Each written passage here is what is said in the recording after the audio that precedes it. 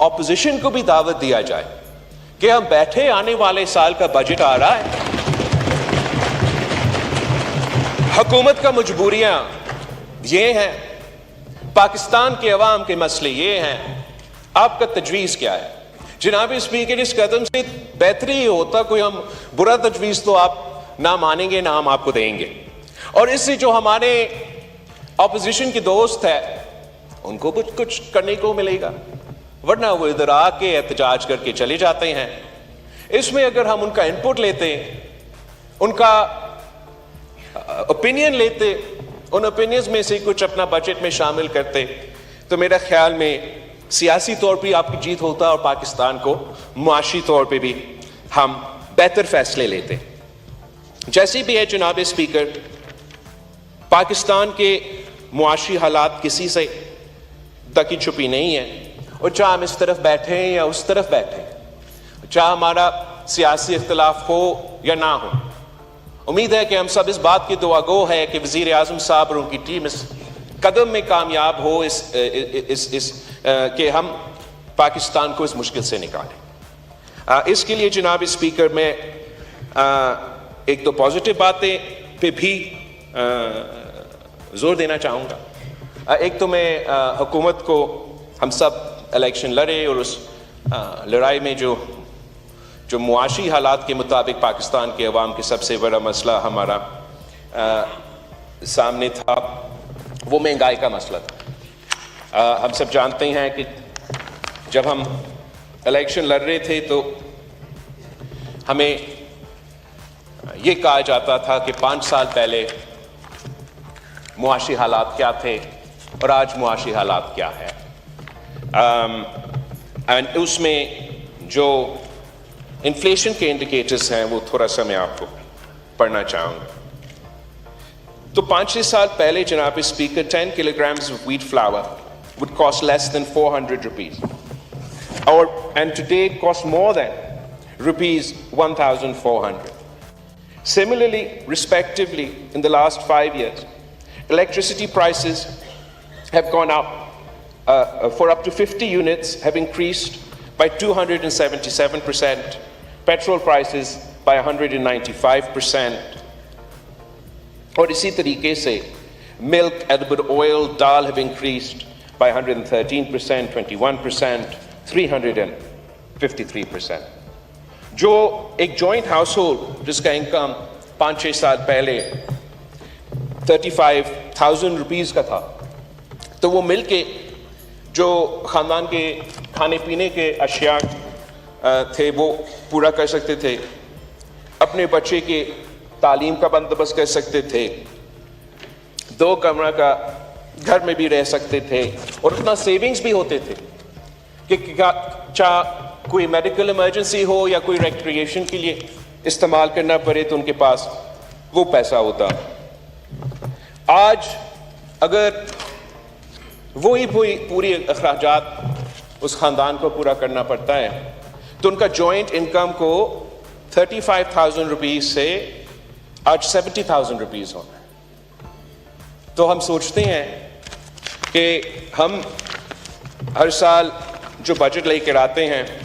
اور جس کی صورت میں عوام محسوس کرتے ہیں کہ مہنگائی کا اضافہ ہوتا جا رہا ہے، کہ کیسے عام آدمی پاکستان کا اس معاشی بوجھ اٹھاتے ہیں۔ And I like two complement the government کہ ابھی تک جہاں تک اکنامک انڈیکیٹرز ہے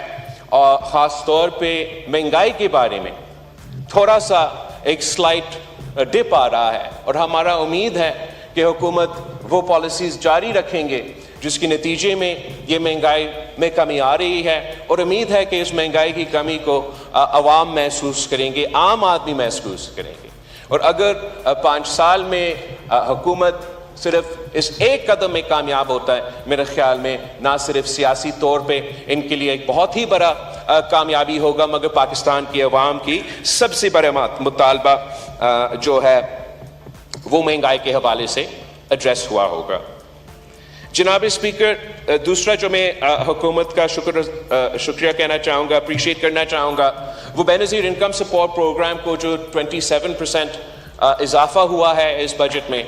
اور بے نظیر انکم سپورٹ پروگرام اب نہ صرف ہمارا غربت کا مقابلہ کرنے کے لیے گولڈ سٹینڈرڈ بنا ہوا ہے، مگر انٹرنیشنلی بھی یہ میکنزم، اس کا ٹرانسپیرنسی اور جس طریقے سے ہم نہ صرف غربت کا مقابلہ کرتے ہیں مگر ویمنز امپاورمنٹ کرتے ہیں، یہ انٹرنیشنلی بھی ایک گولڈ سٹینڈرڈ بنا ہوا ہے۔ مختلف ممالک میں، ایجپٹ سے لے کے دوسرے ممالک میں اسی پروگرام کو انٹرنیشنل سپورٹ کے ساتھ لایا جا رہا ہے تاکہ وہ اپنے غریب ترین عورتوں کو مدد کر سکے۔ تو میں سمجھتا ہوں کہ یہ پاکستان کا کامیابی ہے کہ ہم ایسا کوئی منصوبہ لے کر آئے ہیں، ویسے جو ہم کہہ سکتے ہیں کہ اس کو پاکستان کے باہر بھی استعمال کیا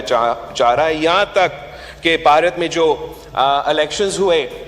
ریسنٹلی، جو وہاں کا اپوزیشن کا منشور تھا، اس میں بھی بے نظیر انکم سپورٹ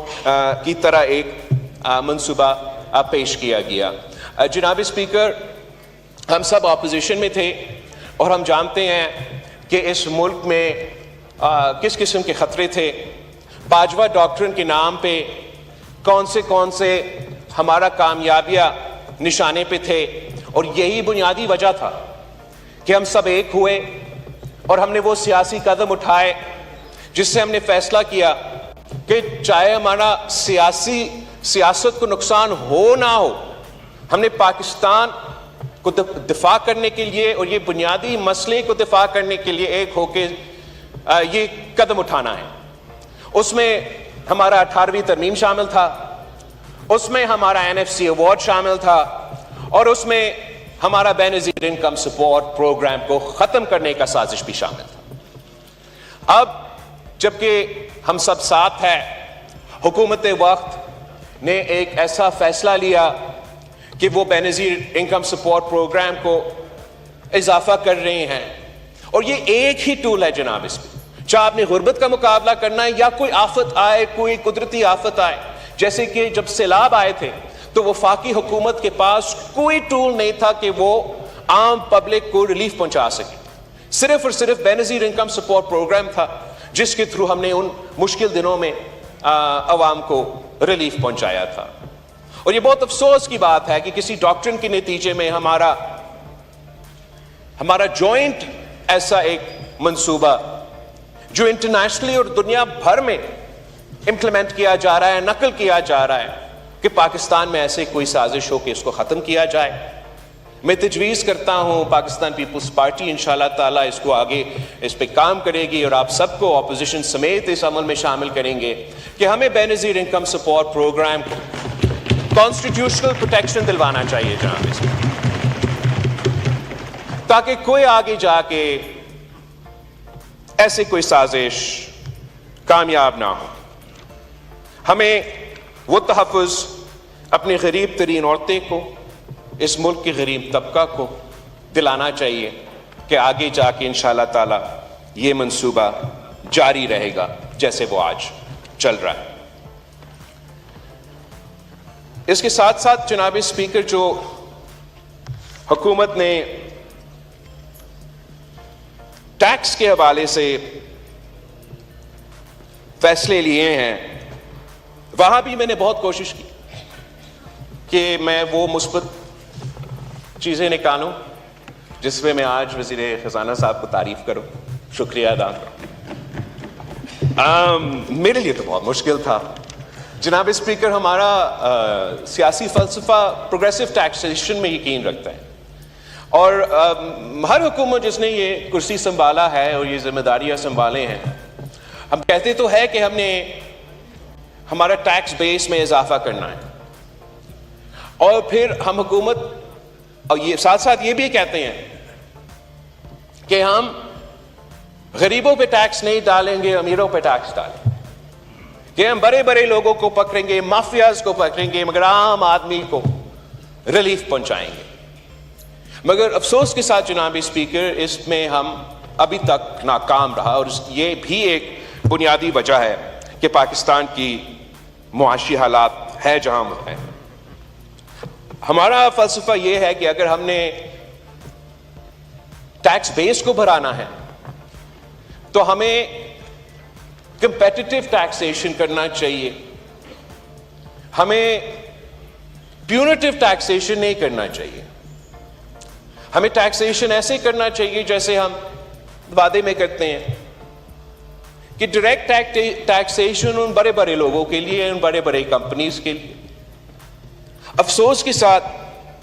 ہر بجٹ جو ہے وہ انڈائریکٹ ٹیکسیشن پہ زور دیتا ہے, اور انڈائریکٹ ٹیکسیشن کا نقصان جو بوجھ ہے وہ عام آدمی اٹھاتا ہے.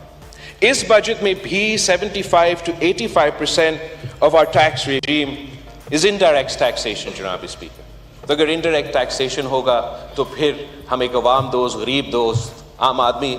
کا بجٹ تو پاس نہیں کر رہے ہیں. اس بجٹ سے یہ انڈائریکٹ ٹیکسیشن سے جو سب سے زیادہ بوجھ اٹھایا جائے گا وہ عام آدمی اٹھائے گا, اور ہمیں ایسے فیصلے لینے چاہیے جس سے عام آدمی کو تکلیف نہ ہو. امیروں کو ضرور اگر تکلیف ہونا ہے وہ ہو. ہم نے صوبہ سندھ میں جب سے کوئی ٹیکسیشن کے اختیارات ملے ہیں تو مزید حالات حاضرہ سے باخبر رہنے کے لیے ہمارے channel I point T V کو سبسکرائب کریں.